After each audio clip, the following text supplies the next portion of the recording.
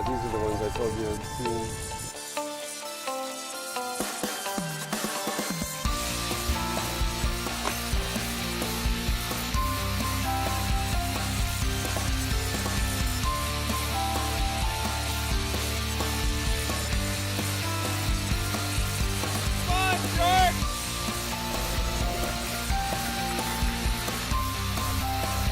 He doesn't come off.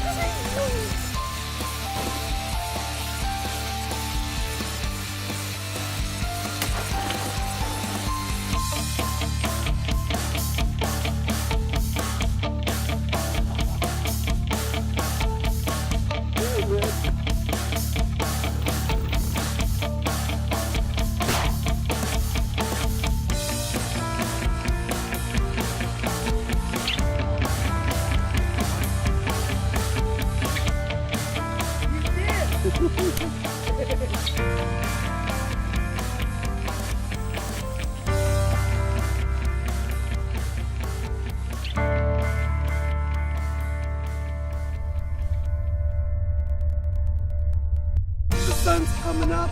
We got that thin red line.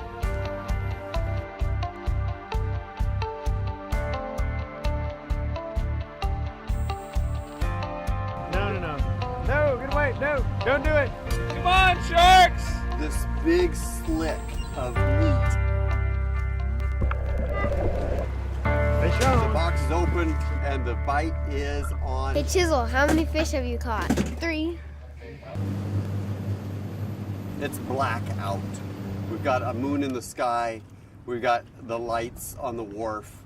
We've got the lights reflecting off the bay. We've got the big bridge above us. We're here to fish for sharks. It's Newport, it's Yaquina Bay, it's the Oregon coast, and we're pumped. We're gonna take fly rods out. We're gonna go after sharks. We know we got big water out there. We know anything can happen, and it's gonna happen right now.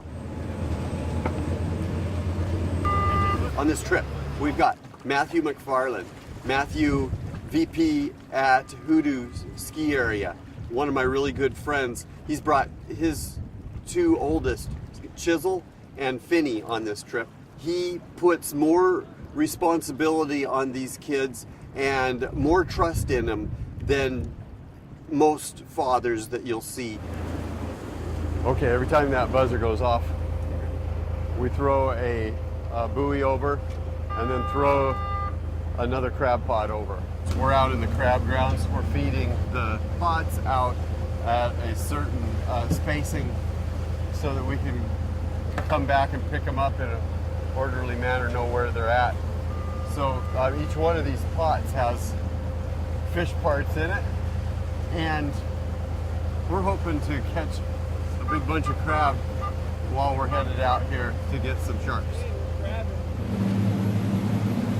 The sun's coming up.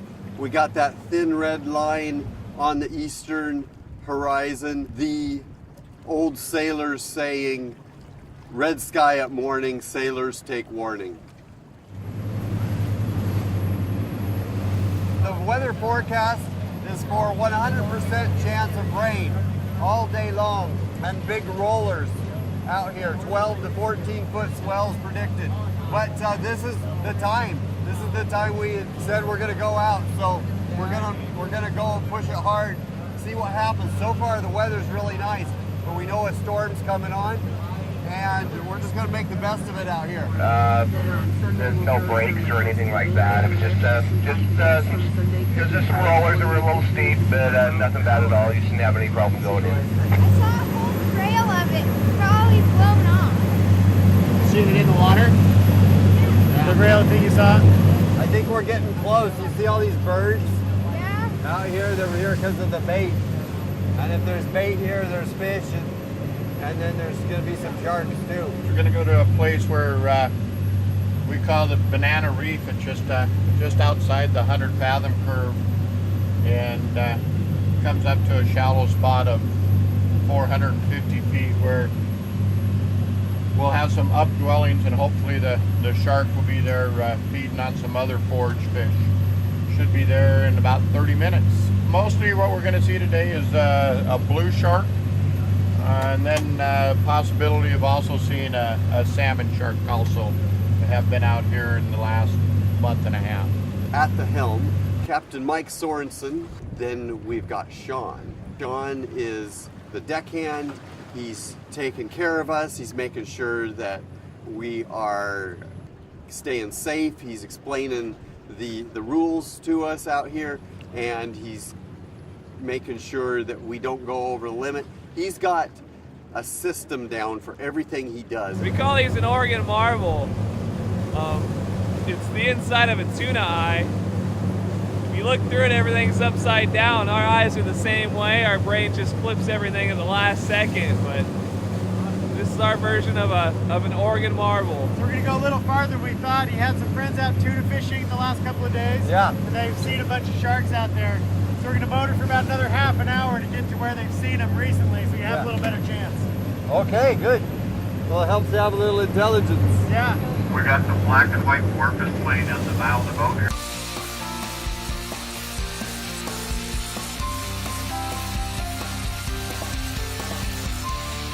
No.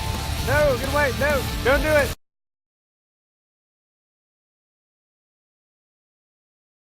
Out here in the Pacific, anything can happen. You might go out looking for one thing and then come back with something totally unexpected.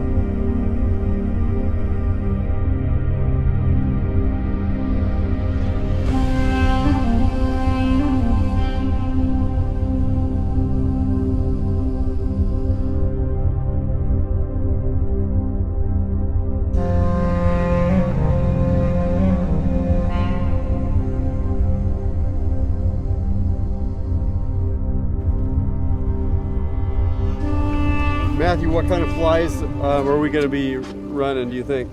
We're going to use Trimble shark flies, designed by a guy named Dave Trimble. Does lots of mako shark fishing down out of San Diego. Works great for makos, for blues. People catch tuna on it. It's a big, long, 8 to 10 inch long streamer fly, tied up with lots of saddle hackles, and it just looks like a bait fish swimming through the water. Okay, lots of flash and color, I guess. Yeah, only a little bit of flash, lots of color. The more flash there is, the more it kind of makes the shark just sit around looking at it instead of striking it. So just a little bit of flash to catch their attention, not too much. We just want the shark to see it catch it out of the corner of their eyes and turn 90 degrees and strike it before they have time to think about it. Okay, I like it. We got a bucket right down here with some albacore tuna in there. It's just kind of seeping out slowly, and then every couple of minutes I'm taking some chum out of the bucket right down here, and that's full of like tuna bellies, some tuna skins, the blood meat of the tuna. It's real oily, and it makes a really nice slick and a nice oil line down drift of the boat. Hopefully the sharks will smell that, just follow the trail to the source and get some action on the boat. This is going to be a battle. Fly fishing for sharks.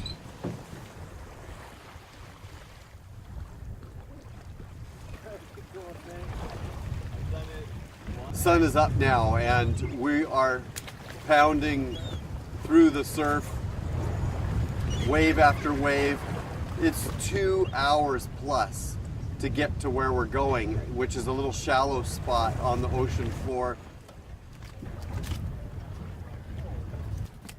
I've never fly fished for sharks before. In fact, I've never fished intentionally for sharks before. And I remember being 15 years old, fighting a big blue, and I said I was going to do this again someday.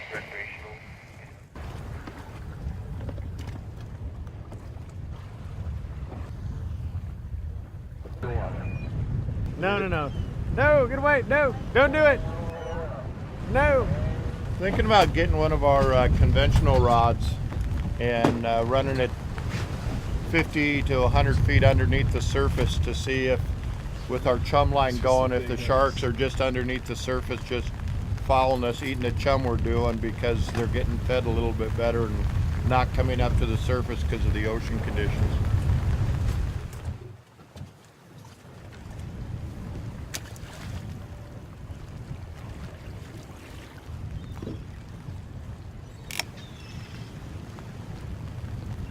There we go.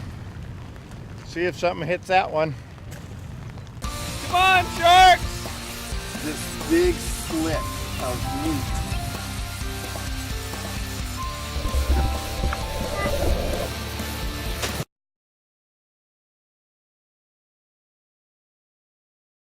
Nice little squall we're going through. Gotta love these. Come on, sharks! Come get it! It's dinner time! Where are they? We've got this big slick of meat and blood in the water, and the rain's coming down. We're riding out these big rollers, and we're watching the water for the telltale fins, and we see something that little bit light in the water, and what turns out it's a sunfish. Now, I've heard of these. I have never seen one before, and this is a fish that feeds way down deep, and then it comes up to the surface, kind of catches some rays for a while, and that's what it's doing here on this rainy day out in the ocean off Yaquina Bay. So whenever you guys want to go and head in to pull crab pots, that way we can get them before this weather hits inshore. So it's give it a little bit more, and then if we don't see a shark, we'll go do that. We've got all day tomorrow too, so Okay. that sounds good to us. This weather is pushing in towards shore, and the rougher it gets in there, the harder it's going to be to pull the pots. We're going to go grab those now, get this gear in, and then dry off and get ready for the next day. Wow.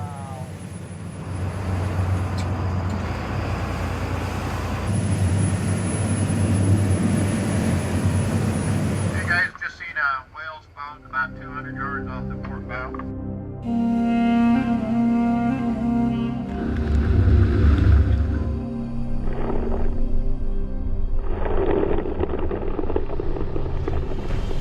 We'll bring the pot up, I'll land it, I'll take the old bait, shake it into the ocean, and then shake the crab into the totes, and then I'll slide the totes in the back for it to be sorted.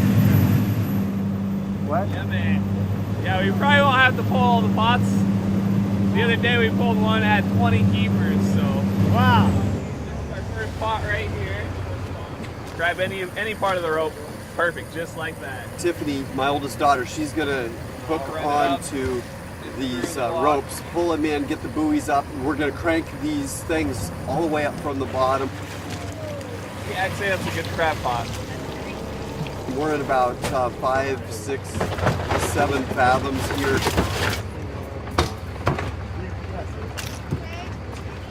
Like that. How do you hold it? Oh, he's gonna. That's female right there. See how wide that is? Yeah. That's a female. So those go back in.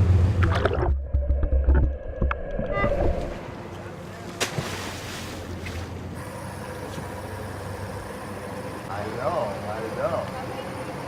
A lot of crab in that first one. This is pretty good too. Nice crab in this one too. I threw some really tiny crab up on the bait station back up there. They're about an inch across their backs. Yeah, he's got one right there in his hand. It's like a tick. It's a little sea spider.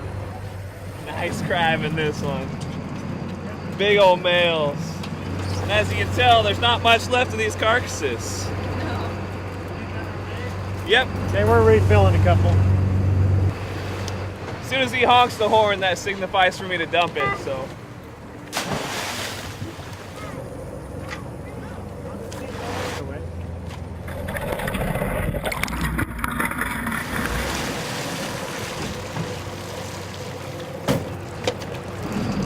Big old males. Not much left of those. All the crab in these tote, even though they're probably all keepers, gotta go back in the ocean. We already got our boat limit. 108 crab plus another 20, so 128. Not a bad day. Gone. Lucky day, crabs.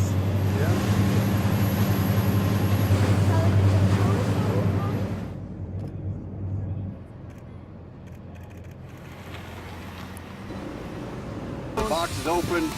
We're eating donuts, and the bite is on, and it's on hard. Hey Chisel, how many fish have you caught? 3.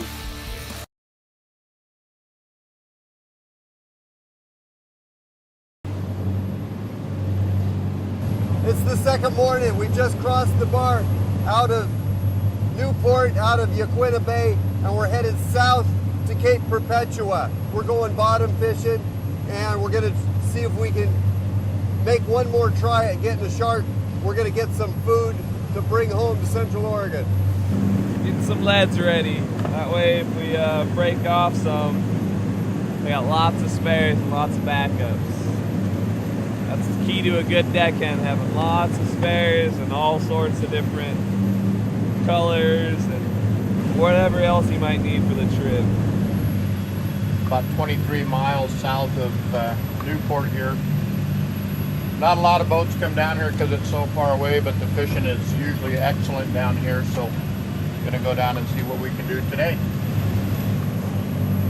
I got my beauty sleep, my chocolate donut, and now we're fishing. Is that it? Yep. Okay, I'll get one. I learned this from Ed Hyman. When the fish aren't biting, you get chocolate donuts, and then you break them out, and about that time, then the fish start grabbing the bait. So I just figured we'd start with chocolate donuts right off the bat, and skip all the waiting around. You must believe in the ritual. All will be good. Right now we're on top of the reef, and he's circling around, trying to find where the fish are, and then he's going to circle around, stop the boat. That way we can drop our line straight down and be right on the fish. About 150 feet deep here, so at the bottom or the fish are hugging right on the bottom. So let's go.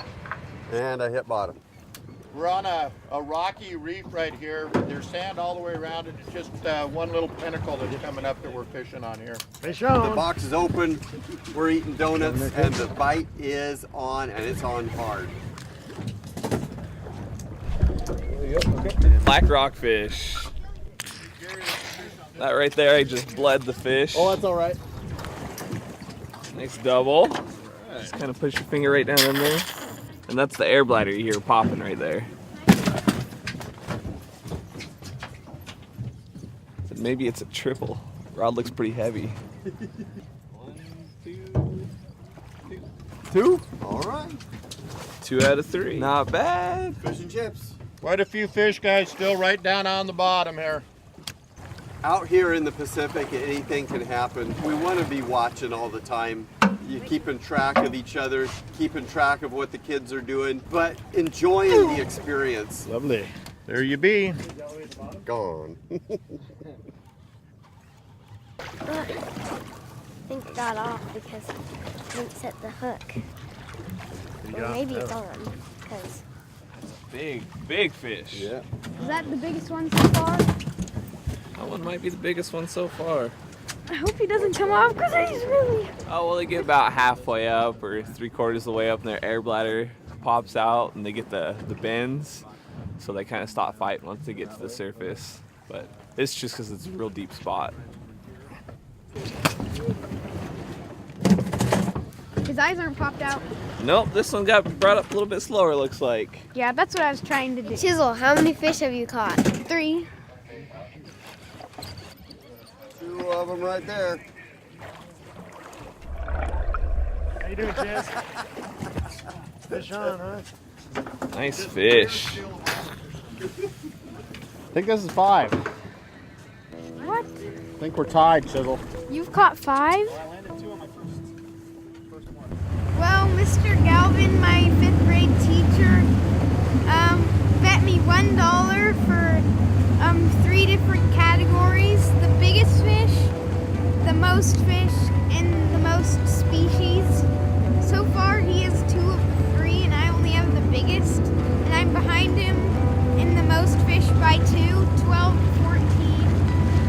And most species he has 2 and I only have 1. This is going super fast. We've probably each landed 4 in the total each, and so maybe one more pass and we'll be limited. We'll see how it goes. Okay, Chiz, you got one on. I got one on. Looks like Paul's got one on. Look at this one, Chiz. We've set up this fly rod. Matthew set it up just like the spinning rods are. And we're just kind of lifting it up slow, dropping it back down, kind of letting it flutter, and waiting for that big old solid wham. That means we got a fish on. There we go, I got one. This is a fish that has never seen the daylight. We're going to introduce him to another world right now, a world of butter and lemon juice. Yeah. Yeah, there's a lot of action to that rod. Yeah. Looks like a fun one. Nice. All right. Fly rod sea bass. Blade baits and bugs for bass. It is enjoying the experience, an experience, a memory. You just take what the ocean gives you. Oh, it's hard betting a 10-year or 11-year-old. Never ends well. Don't spend it all in one place. I caught 18 fish, but only kept my 7 legally. I also got the biggest fish, but he still beat me 2 to 1 on the species. So I still get $1, so that's good.